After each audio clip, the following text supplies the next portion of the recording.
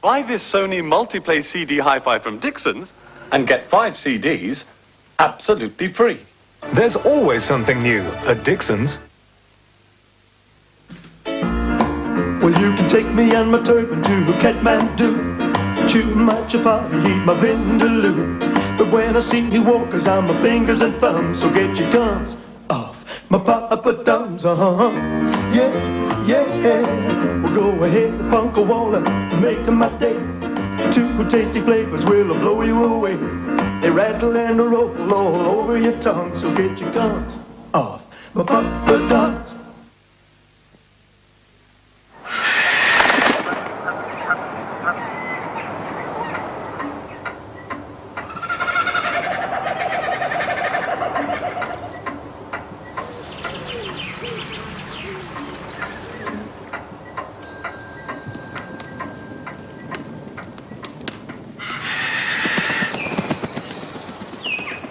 Harwood House and Bird Garden, the treasure house of Yorkshire, open daily from 10 a.m.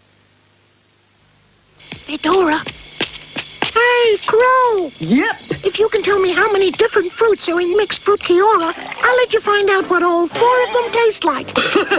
Fruity mixed Kiora. Oh, boy, oh, boy. 1, 2, 49. No. 3. No. 7. No. 1. To make way for exciting new ranges, Scopos bring you hundreds of quality fabrics, furniture and wall coverings with 20, 30 and up to 50% off. Don't miss the Scopos summer sale. You know milk comes from cows? Mm-hmm. And it's white. Mm-hmm. Well, why is my milk pink? Because they feed your cow on strawberries. Mine just got bananas. So chocolate milk must come from cows who eat nothing but chocolate then. Uh-huh. I wish I was a cow.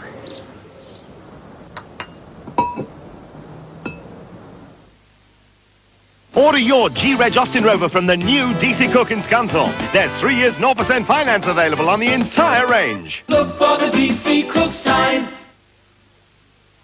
I see skies of blue and clouds of white, the bright blessed day, dark sacred night, and I think to myself, what a wonderful world. The world feels a better place after Optrix. Late again, Richard. It's the car. Head and shoulders. I didn't know you had dandruff. I don't. Well, if you don't, who does? You can't always tell the people who do use Head and Shoulders quite as easily as those who don't. With an ordinary medicated shampoo, dandruff can still be there. But with Head and Shoulders used regularly, it's completely clear. Don't have dandruff. Have great-looking hair with Head and Shoulders shampoo and new conditioner.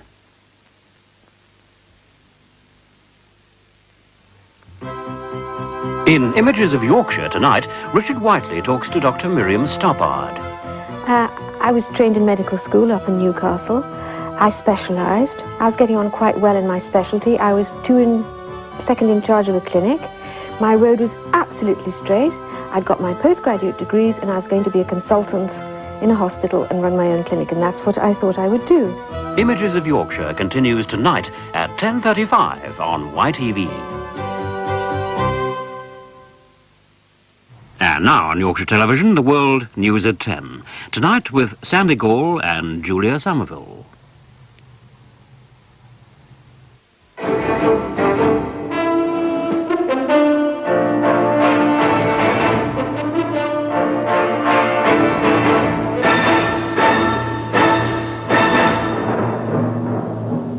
NUR leaders accept the pay offer and suspend one-day strikes.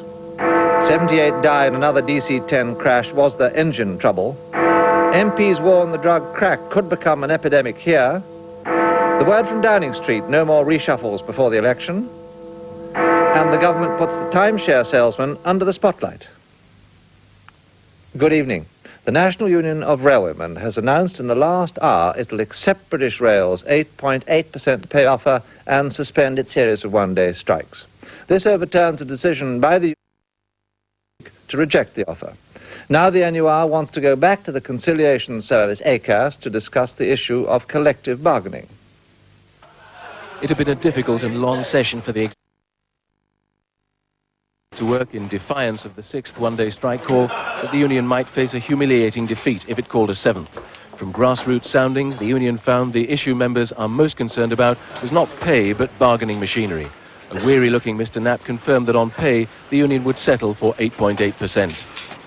The National Executive Committee has decided to suspend industrial action and to resume urgently negotiations at ACAS on the machinery of negotiation.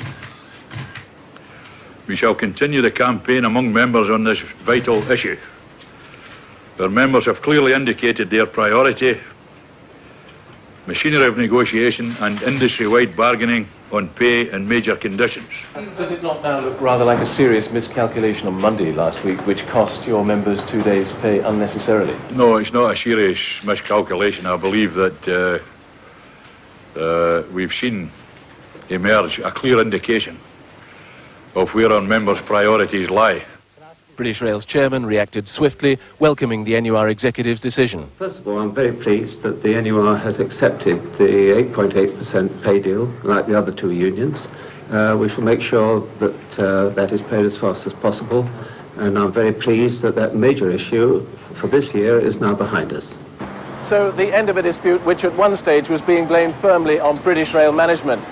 The NUR struggled on, losing public support as it tried to get across its belief that 8.8% was still not enough. The continuing concern for the government is the inflationary consequence of enhanced pay expectations among public sector and other workers. Michael Green, News at 10 at the NUR. The port employers say the end of the dock strike is in sight after hundreds more men return to work today. Employers say there were 9,221 dockers when the strike started. Over the past fortnight, more than 2,500 have been made redundant. Another 2,500 have gone back to work, leaving about 4,250 still on strike. 78 people were killed and 113 injured when a Korean Air DC-10 crashed in thick fog while trying to land at Tripoli Airport in Libya today. 4 more people were killed when the plane hit a house before breaking into 3 pieces and catching fire. It was the second crash of a DC-10 in 8 days. The sequence of events before the crash is still confused.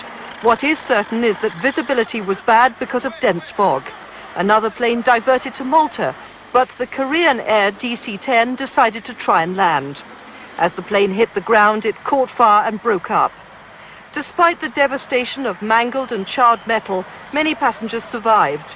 Rescue teams spent hours searching the wreckage and checking the ruins of houses that the plane ploughed through on its way down. This comes 1 week after more than 100 people died when another DC-10 somersaulted and burst into flames in Iowa. There's an inquiry into the cause of that crash. The engine has been removed from the tail section of the plane, and a congressional committee in the United States suggests General Electric may have built it from parts rejected by the Air Force as unsafe. These parts were contemned by the Air Force, and that would tend to indicate that they were unsuitable for use in any aircraft engine. General Electric denies they bought parts from the American Air Force junkyard, but government investigators are taking the allegations seriously. They say it's happened before with fighter planes that have crashed. We were very concerned that parts were leaving the scrapyard and finding their way into the commercial world. Those who survived today's crash were rushed to hospital, where they're being treated for serious burns and injuries. The pilot was amongst the casualties. Eventually, he'll have to explain why he decided to bring the plane down rather than diverting to Malta. Back home in Seoul, the relatives of the dead and the injured will want to know exactly what happened, as will every other airline flying DC-10s.